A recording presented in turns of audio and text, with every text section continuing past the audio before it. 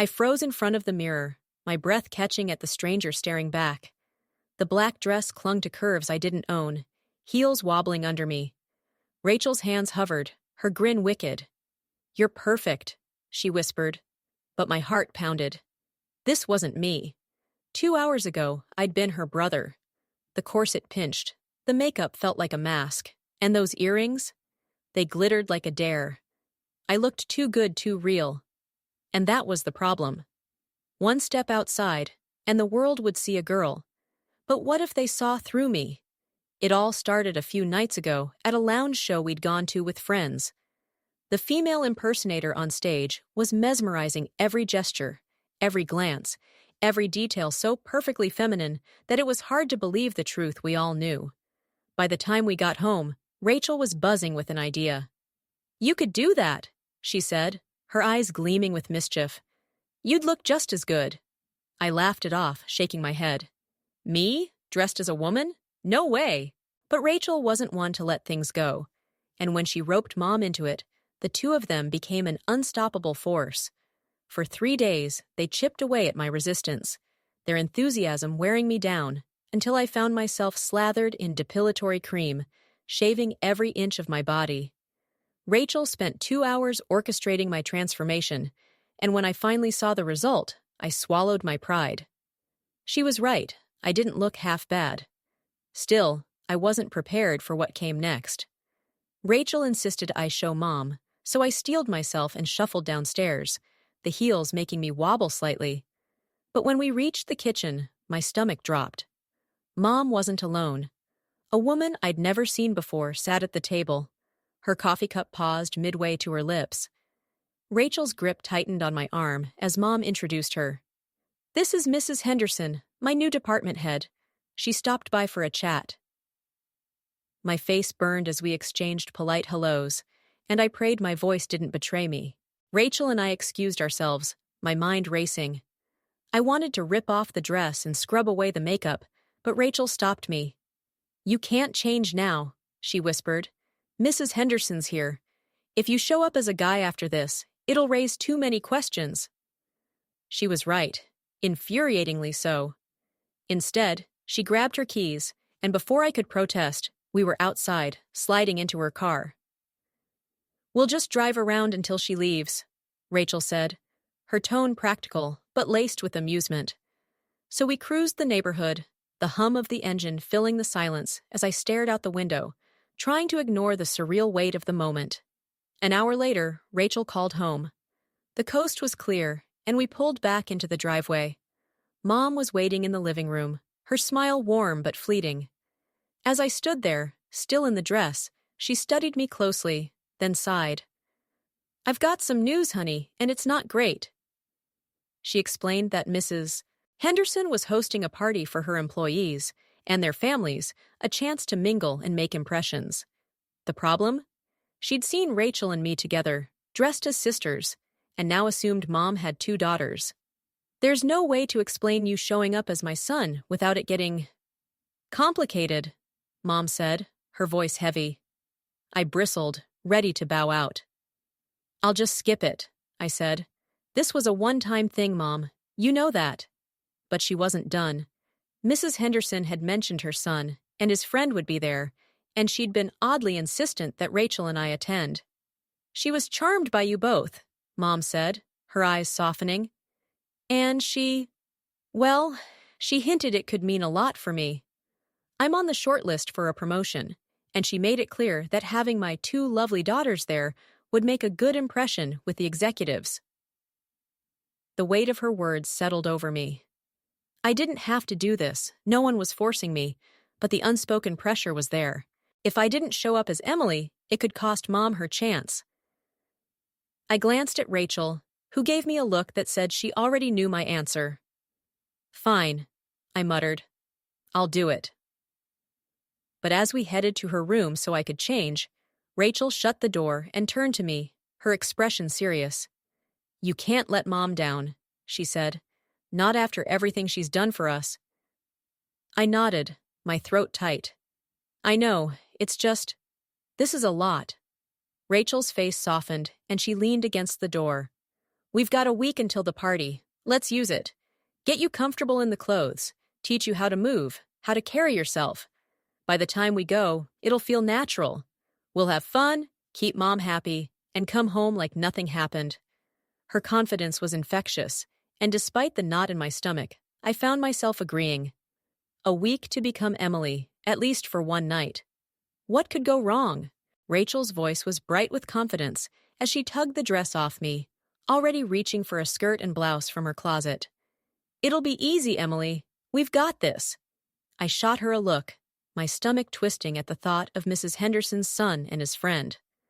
Mom had made it clear she wanted us at the party to, accidentally, cross paths with them, and I could already see the awkward moment where I'd have to fend off their interest without blowing my cover. Easy for you, maybe, I muttered, if I can even get words out by then.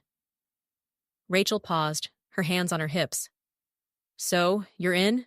You'll do it? I sighed, the weight of it all pressing down. Yeah, but only for Mom. Not because I'm thrilled about wearing skirts, got it? She grinned, undeterred, and handed me the new outfit.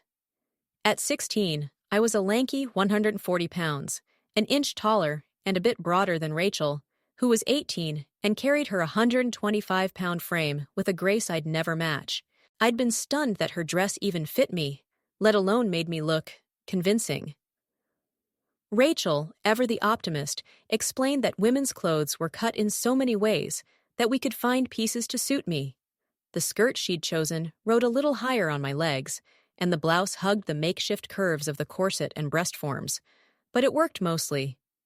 Still, as I stood there, feeling the unfamiliar swirl of fabric around my thighs, I couldn't shake the sense that I was in over my head. Guys didn't do this, not any I knew, yet here I was, committed to playing a girl for Mom's sake. In the kitchen, Mom and Rachel were waiting, their eyes tracking me as I walked in. The skirt moved with every step, and the faint bounce of the breast forms made me hyper-aware of my body. I felt like an imposter, a stranger in my own skin. Mom's face was a mix of pride and worry, and I tried to lighten the mood. I'm only doing this for you, you know, I said, forcing a smile. If it helps you get that promotion, I'm in. But we all knew I could back out, no questions asked. I'd agreed, though, and the real challenge was whether I could pull it off without slipping up. One wrong move, and Mom's job, my reputation, could take a hit. Mom reached for my hand, her voice soft but serious. You don't have to do this, honey. I'm grateful you want to help, but this could get complicated. What if Mrs. Henderson's son or his friend takes a shine to you? She has our number. They could call, or worse, show up here. And if I get this promotion, I'll be expected to attend dinners, host parties, and the executives often invite their older kids. You might need to be Emily again. Could you handle that? Would you? I dodged the question, focusing on the name she'd thrown out. Emily? Really, Mom? Where'd that come from? She laughed, a little sheepish. It just slipped out. We can change it. How about, we say Emily's a nickname because your real name's the same as my mother's. I thought for a second. Grace? I like that. Grace Emily. Sounds nice. Rachel's eyes lit up. So you're doing it? Before I could answer, she barreled on. If you are, we need to invest in some things, like a panty brief to smooth things out, and better breast forms. Those old ones I had from years ago? We had to stuff the bra just to make them work. If you're going to do this, and we all agree, you need to live as a girl this whole week to get comfortable, then we should make sure you can wear anything, anytime. Mom raised an eyebrow. How much are we talking? Rachel shrugged. Whatever it costs, it'll be worth it if it helps her pull this off. They both turned to me, waiting. I nodded, hesitant but resolute.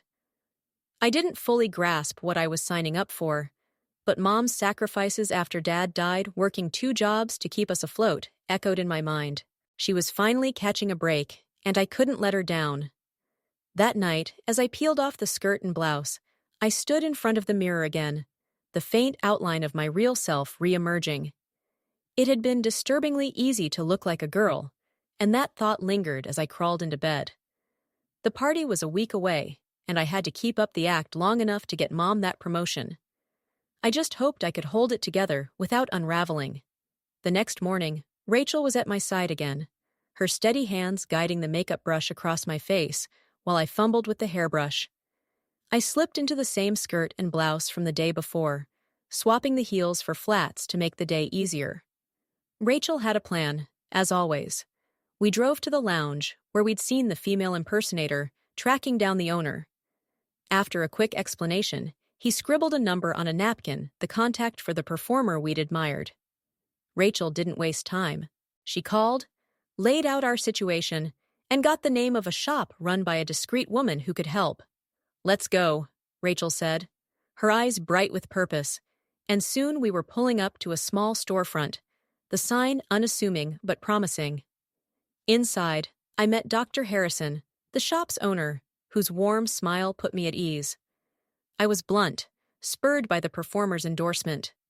"I need to be able to wear anything, anytime, without anyone suspecting," I said, glancing at Rachel for support. She chimed in, explaining why I was doing this for Mom, for the party, for the promotion. Dr. Harrison's smile widened, and she nodded. "Let's get started, Emily. Rachel, this'll take a few hours. Come back later." Rachel hesitated, but I gave her a nod. "I'll be fine. See you in 3. With a reluctant sigh, she left, and Dr. Harrison led me to a back room, her demeanor shifting to one of focused precision. She was direct. "Strip to your panties, Emily." I froze, my cheeks burning, but her no-nonsense tone left no room for argument. When she said all, I complied, standing there exposed and awkward. Using a mix of lasers, a computer, and her own artistry, she crafted breast forms that looked unnervingly real soft, lifelike, with a warmth that mimicked skin. She rubbed a mint-scented chemical across my chest, the tingling sensation sharp but fleeting, then applied an adhesive before pressing the forms into place. After a minute, she stepped back, and I felt their weight settle, a strange but undeniable part of me. I ran my fingers along the edges, finding no seams, no hint of artifice. Dr. Harrison beamed. "Perfect. Now, stay put for the next piece." I blinked, confused. "Next piece?" She held up what she called a state-of-the-art vaginal panty, and my breath caught. It was a marvel of design, shaped to give me wider hips, a rounder butt, and most shockingly, no trace of my male anatomy. It even had hair that matched my own, and its engineering meant I'd need to sit to use the bathroom like any girl. "Stand there while I adjust the coloring," she said, and I obeyed, still processing. Once the panty was fitted, she applied the same minty solution and adhesive, securing it seamlessly. I dressed again, the skirt and blouse fitting differently now, no padding needed. The mirror showed a girl complete, convincing, and startlingly natural. I felt it too, in the way my body moved, the subtle shift in my balance. Dr. Harrison sat me down, her voice gentle but firm.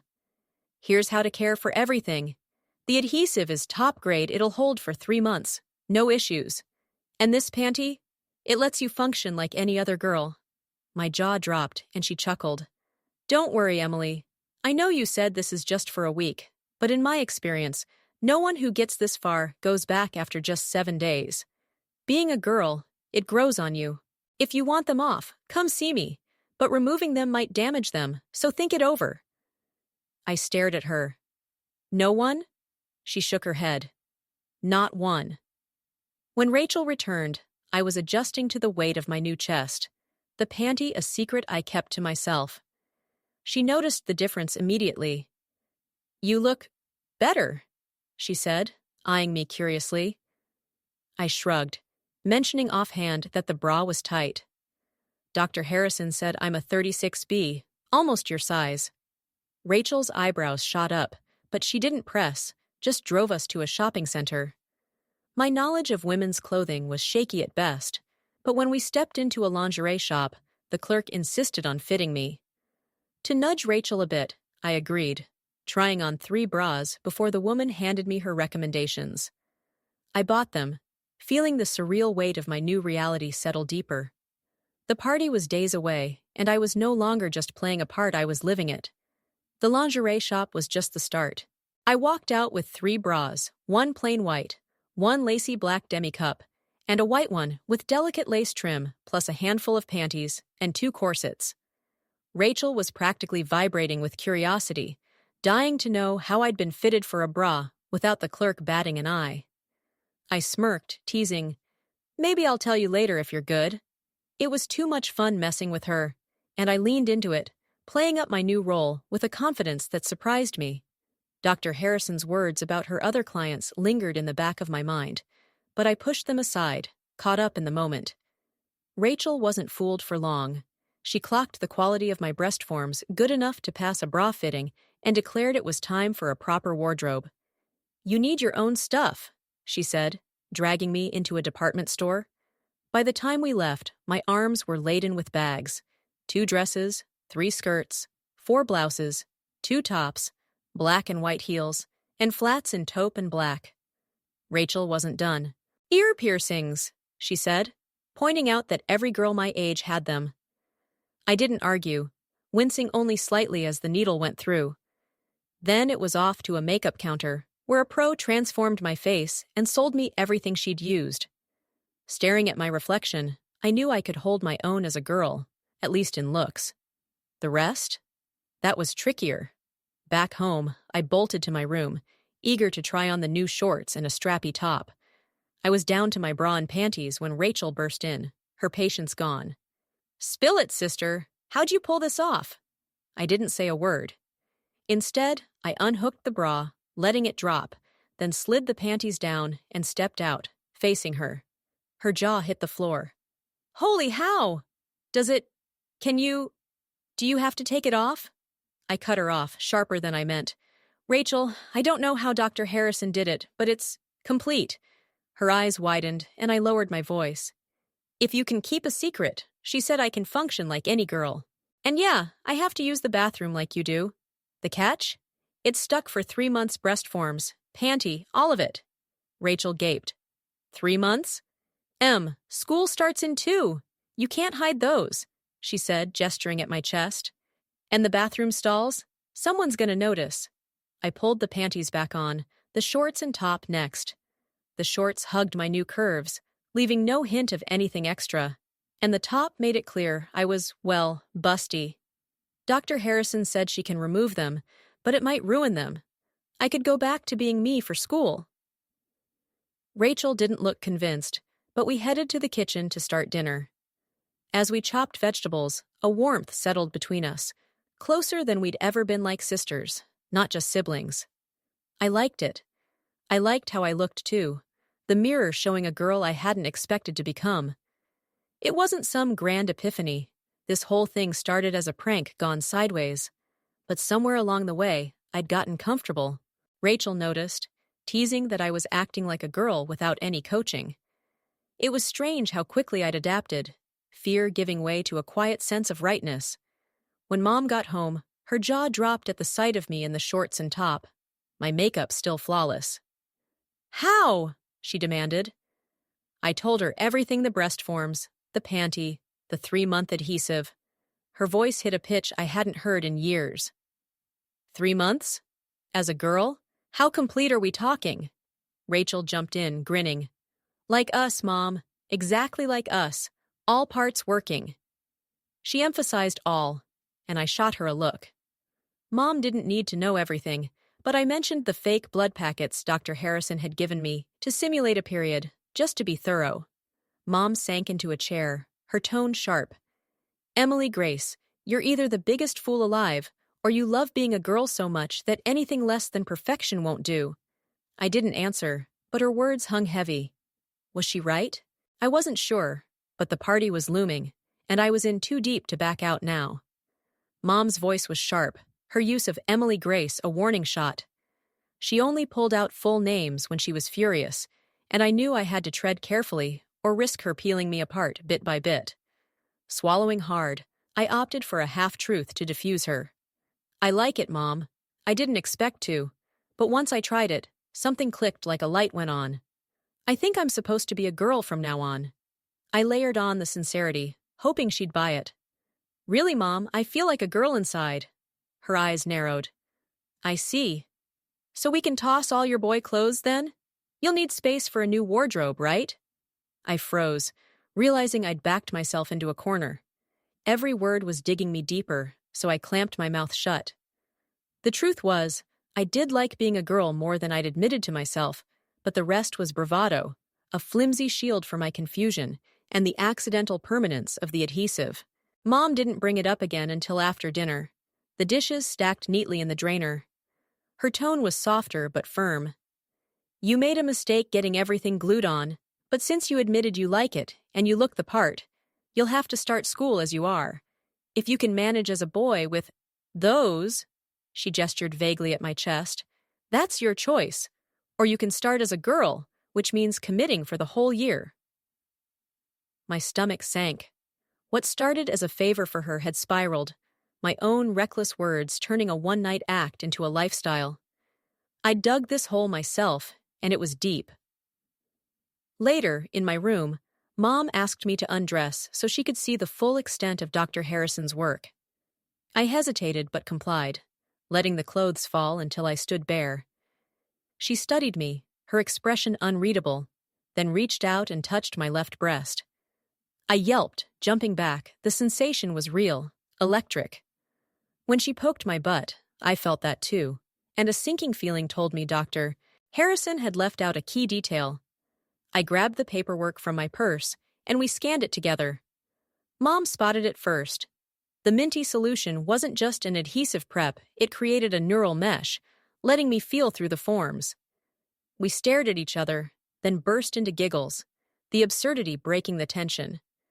I showed her the menstrual packets, and she sat on the bed as I slipped my panties back on. I'm sorry, honey, she said, her voice heavy with guilt. You're not a fool, and I know this started to help me, but... I cut her off, sitting beside her. It's okay, Mom. Honestly, I kind of like being a girl. It's not like I was dying to do this, but it's not awful. If it helps you, that's what matters. You know I'd never say no if you need me. I paused, gesturing at my chest. Rachel and I had fun shopping today, though we made a serious dent in your credit card. It's weird, but it brought us closer like sisters. What I said earlier was a white lie. I don't feel like a girl inside. Not really. I just wanted to make you feel better. But now, unless we want to waste all this and have Dr. Harrison rip it off, I guess I'm starting school as a girl. It's going to be wild when people find out, and I just hope I don't get beat up. Mom raised an eyebrow. After 2 months as a complete girl, no one's going to know unless you tell them, and you're not that reckless. By then, you'll be as much a girl as Rachel, and I bet you'll have boys knocking. That means new rules, starting now. Same curfew and dress code as Rachel, plus new chores. Use those packets 5 days a month. Like we do, you need to get used to it. And tomorrow, start the laundry. Wash, fold, and iron it by the time I'm home. You're Emily now, so step up. She took my hand, pulling me into a hug, and for the first time, I felt the weight of my choice settle, not just for the party, but for the life I'd stumbled into. Mom's words lingered as she kissed my cheek and left my room. You don't realize how much you'll change, honey. The clothes, the experiences, they'll make you more feminine in every way. You're lovely, and with that body, nothing's stopping you. I opened my mouth to protest, but she was already gone, her warning sinking in. Alone in bed, I wrestled with the new reality of not sleeping on my stomach, the weight of my breasts shifting with every turn. Her comment about boys haunted me most. I had no interest in guys, none. Not like Rachel's giddy crushes, and I swore I'd keep them at arm's length. But the rest? I hadn't expected to like how I looked as a girl, let alone feel this strange comfort in it. My hands brushed over my breasts, the sensation startlingly real, and I realized I wasn't dreading their presence. In that quiet moment, a truth settled. Being a girl might actually be fun, periods aside. I fell asleep with a smile, the first hint of acceptance warming me. Morning came, and I slipped into my shorts and a blouse, tackling the laundry while Rachel cleaned the house.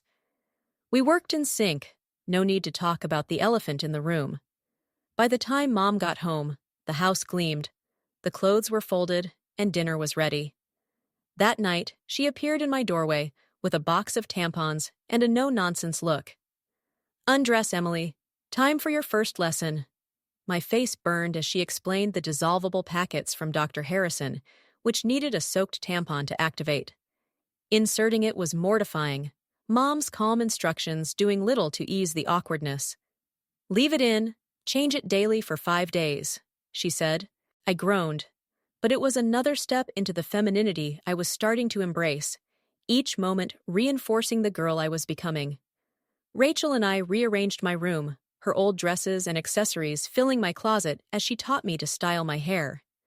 Within days, I was doing my own makeup and hair, confident enough to step outside alone. The party was Sunday, and with Mom's approval, Rachel and I set out to find dresses. I went with a new clarity, no longer questioning why I liked being a girl, just curious about how it had happened so fast. Rachel suggested summer dresses, light but elegant, and her next idea sparked a thrill. Matching outfits.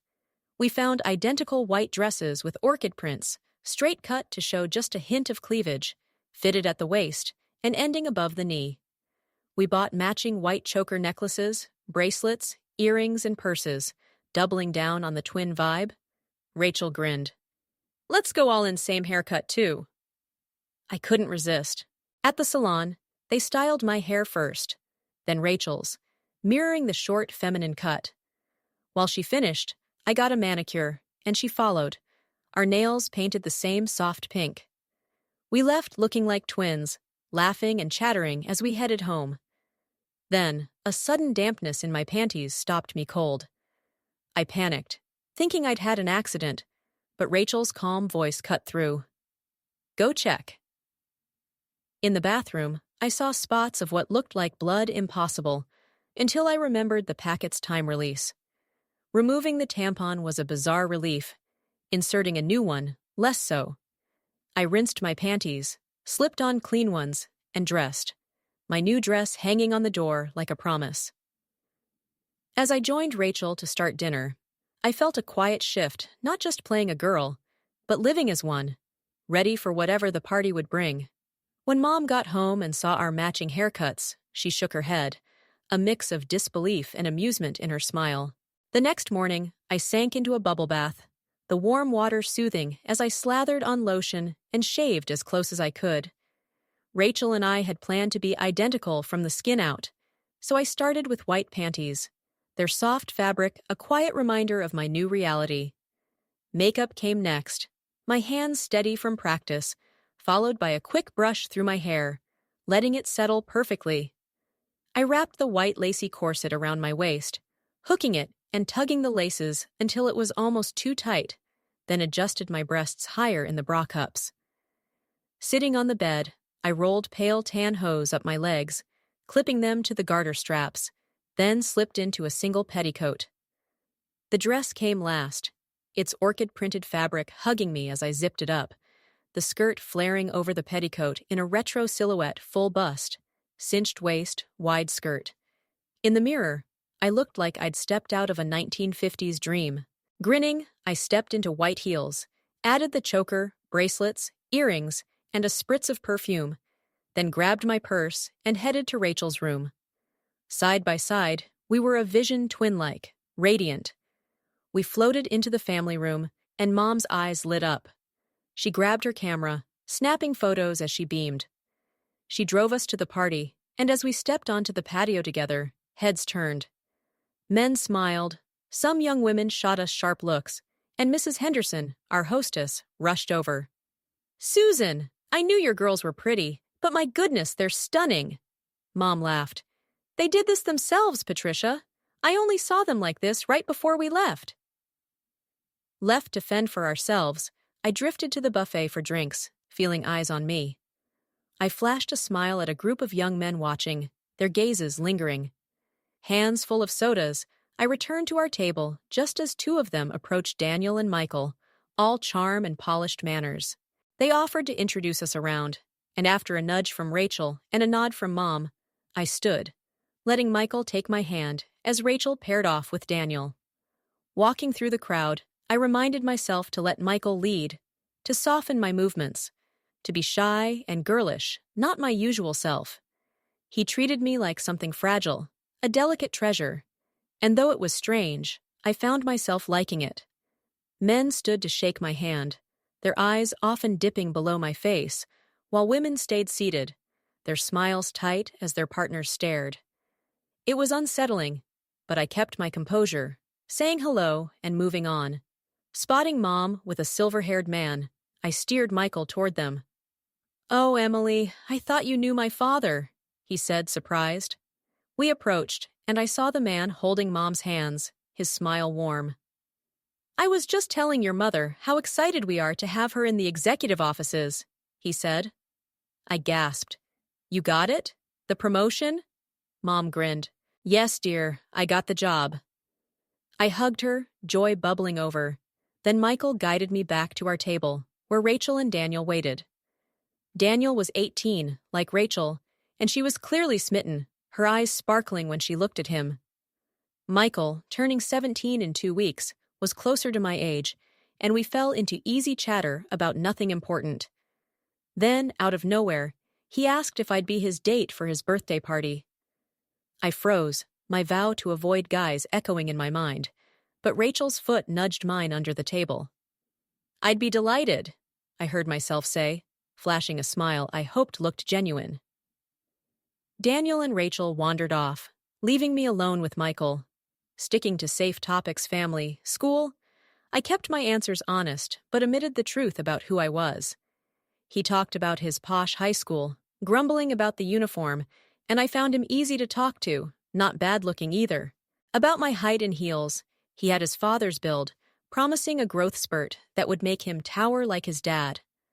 As we talked, I felt the party's hum fade, the weight of my choices lighter for a moment. Mom had her promotion, and I was holding my own, maybe even enjoying it.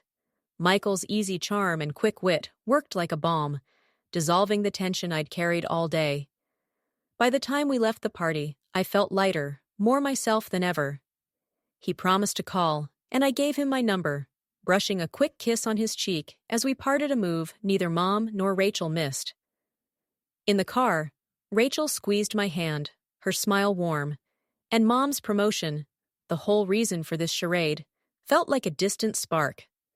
I was alive in a way I hadn't been before, every moment sharp and vivid. I looked like a girl, acted like one, and most shockingly, I loved it. The attention, especially from Michael, had stirred something new, confirming a truth I'd been circling. I wasn't just playing a part anymore. In my room that night, staring at my reflection, flawless hair, painted nails, a figure that turned heads, I wondered what had flipped the switch. Was it the clothes, the body, the way Michael made me feel beautiful? I'd sworn off guys, yet here I was, not just okay with being his date, but excited for it. As I slipped out of the dress, I made a quiet vow. I'd be the best girl I could be. It was the only path forward. Over the next week, I mastered the routines: hair, makeup, dressing, without Rachel's help. We were both restless, cooped up at home, and with school looming, I needed to sort out my records. Rachel drove me to the DMV for a new driver's license, bracing for a fight. But the clerk barely blinked, graded my test, snapped my picture, and handed me papers that declared me legally female. It was surreal, another step into this life. We window shopped for school clothes, holding off since we didn't have Mom's credit card. That weekend, Mom took us shopping, insisting I build my own wardrobe. I loaded up on skirts, dresses, slacks, jeans, tops, a swimsuit, shorts, slips, 2 more bras, and shoes, red and gray heels, plus sneakers. Rachel got a similar haul, and Mom splurged on suits for her new role. "You can share some things," she told me, "but you need your own style." I didn't argue, grateful for every piece. The day of Michael's birthday party arrived, and I prepared with care, slipping back into the black sheath dress Rachel had gifted me.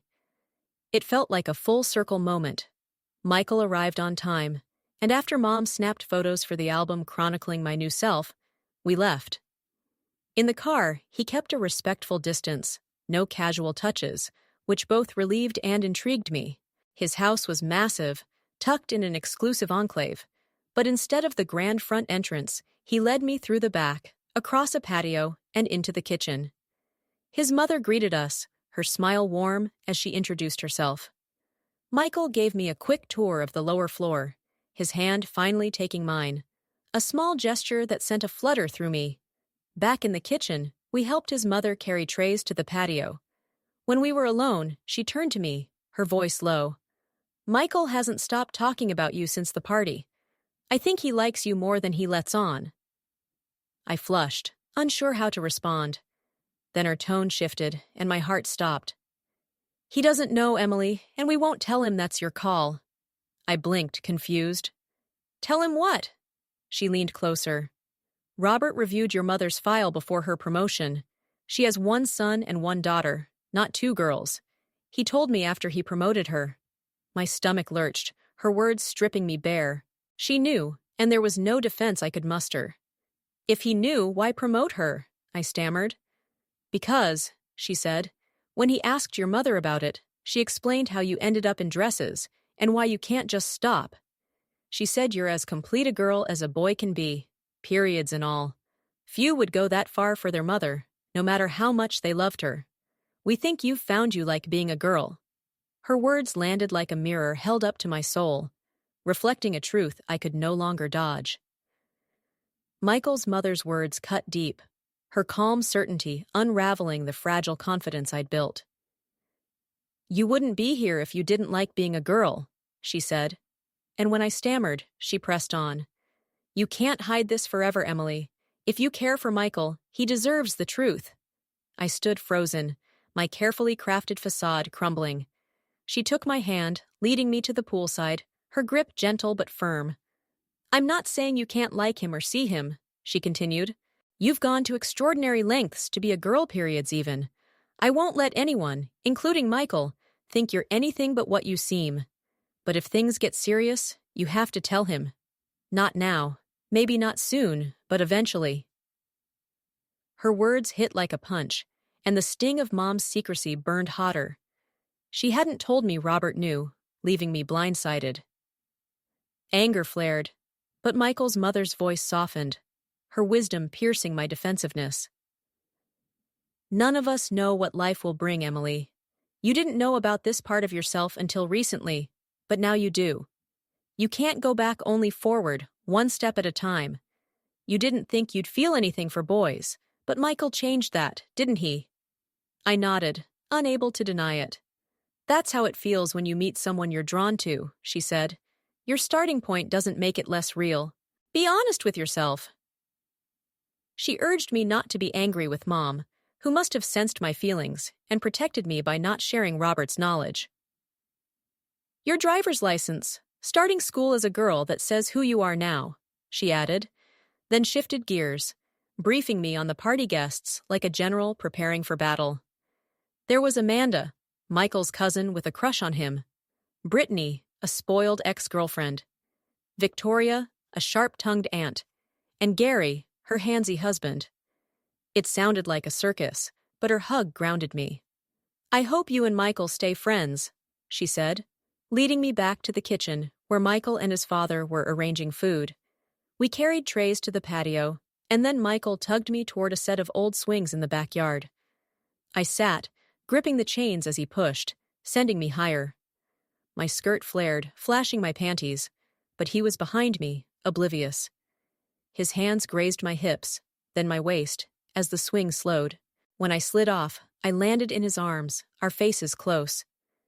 "Emily, he started, then kissed me urgent, clumsy, his tongue seeking mine. Instinctively, I let him in, my arms looping around his neck, matching his intensity. His hands wandered lower, and I stopped him, his mother's warning echoing. He grinned, undeterred, and kissed me again. I melted into it, the boy I'd been fading beneath a rush of euphoria. This femininity, so alien yet exhilarating, consumed me. I didn't care about the male inside, only the girl I was now. But he had to know. Now, before we went further, because a quick rejection would hurt less than a slow unraveling later. Holding him at arm's length, I took a breath. Michael, I have something to tell you. I know, he said, his voice steady. My heart lurched. You know? I asked, dread pooling in my chest, wondering what he meant and how much he understood. Michael's grin was playful, his words teasing. I know you want to rip my clothes off and ravage me right here. I laughed, swatting away his silliness. Only in your dreams, Michael. Vivid dreams, Emily. Very colorful. He shot back, his eyes dancing. But my smile faded. It's not that. It's more important. The shift in my tone caught him, and we settled onto a nearby bench, the party's hum distant. Michael, I'm not who you think I am. His brow furrowed. If you're not Emily Grace, then who are you? Tears pricked my eyes as I forced the words out. Your mother and I talked. She said I had to tell you, I'm not a complete girl. My voice broke, tears spilling. There! Are you happy? I'm not a girl! Shame flooded me, and I bolted, racing across the patio to the bathroom, locking myself in. My masquerade was shattered, and this tiny room was my only refuge. A knock came, soft but insistent. Emily! Open up, please! It was Michael's dad. When I didn't move, his mother's voice joined, sharper. Emily! Open the door this minute! I cracked it open, their glum faces filling the gap. Come out, Robert said, his tone firm but kind. We'll talk in my office. He led me through the house, shutting the French doors behind us. I sank into a leather chair, feeling small. We have a problem, don't we? He said, leaning back. I can't stay, I whispered. I told Michael. He nodded. Yes, we know. He's in his room, door shut, not talking. But you think everyone betrayed you. That's not what happened, and you know it. He leaned forward, his voice steady. Your mother was honest with me. She said this started to help her, but it backfired when you realized you liked being a girl. Carolyn and I respect that. Everyone should be themselves. But Michael's upstairs, angry, and you're down here, scared he'll hurt you or that we hate you. Maybe even angry you're not a real girl. Hiding solves nothing. You two need to talk. I hesitated, and he softened. Anything said here stays here, Emily. My words tumbled out. I like Michael. I'm a girl. I can't help that I started with the wrong plumbing. He smiled. If you're really a girl, go upstairs and show him. Your mother mentioned you're, well, complete. I expect you to be a good girl up there. Promise? I nodded, meek but determined. You don't care that I'm not a girl? He shook his head. I care that Michael's happy, whoever he loves. Now go before I change my mind. He pointed to the stairs, telling me Michael's room, and left me staring at the railing. Every emotion had been wrung out of me, Mom's warning about boys, my stubborn denial, all of it wrong. My foot hit the first step, heavy with anticipation, not effort. At the top, I found his door, took a shaky breath, and knocked. Michael yanked it open, his face a storm. We stood silent, the air thick. Michael, let me... Explain? He snapped. That you're a guy? You let me kiss you. I stepped closer, inches from him, drawing on my last shred of courage. Yes, I did. And I'd do it again. I was a guy once, like you, but something changed. I'm a girl now. I can prove it someday, but I promised your dad I'd behave, for now. I'm a girl in every way that matters, even if I can't have kids. That doesn't make me less. His anger flared. You let me think otherwise. You let me... I smiled, soft but sure. Yes, I let you kiss me, and we both liked it a lot. Michael's eyes softened, but I pressed on, my voice sharp with defiance. When was I supposed to tell you I wasn't a real girl? At the party? That was about Mom's promotion, not your happiness. He stepped closer, undeterred, and before I could say more, he pulled me into his arms and kissed me. His hand slid to my breast, and for a moment I let him linger, the sensation sparking through me. Then I stepped back, smiling. Satisfied? Or do I need to strip into my swimsuit right here? His grin widened. Change! I laughed, kissed him again, and took his hand, leading us downstairs. At the party, Michael stayed glued to my side as we navigated the cast of characters his mother had warned me about. Brittany whined about the food. Amanda shot daggers with her eyes. Victoria's sharp tongue cut through the air, and Gary's wandering hands froze when I fixed him with a glare. Michael's family was a mess, but as the saying goes, you can't choose your kin. The other girls kept their distance, sensing Michael and I were a unit, and the guys, though polite, never crossed the line. By the afternoon's end, we were a couple, the realization settling over us like sunlight. When some guests hit the pool, Michael offered his room to change cheekily, suggesting he stay. I declined, joining the women instead. His mother caught sight of me as I slipped into my swimsuit, her smile approving, and I headed to the pool, towel in hand. Late that night, with the party over, Michael and I sat by the pool, feet dangling in the water. The air buzzed with possibility, and I felt a pull to give myself fully to him, to be the woman he saw. But I held back. When he eased me onto my back, I let his hands roam almost everywhere until the patio lights flicked on, snapping us back to reality. I changed and headed home, where Mom was waiting. "I'm sorry," she said, her voice heavy. "I should have told you I spoke to Robert." My anger had faded. Michael and I had worked through it, and her promotion was secured. I sat across from her, silent. "Carolyn called," she continued. "She told me what happened. I'm so sorry, Emily." I shrugged. "It's okay, Mom. We figured it out." She nodded, then met my eyes. "Mom, I'm not going back to being a boy. I know that now." She smiled softly. "One step at a time, honey.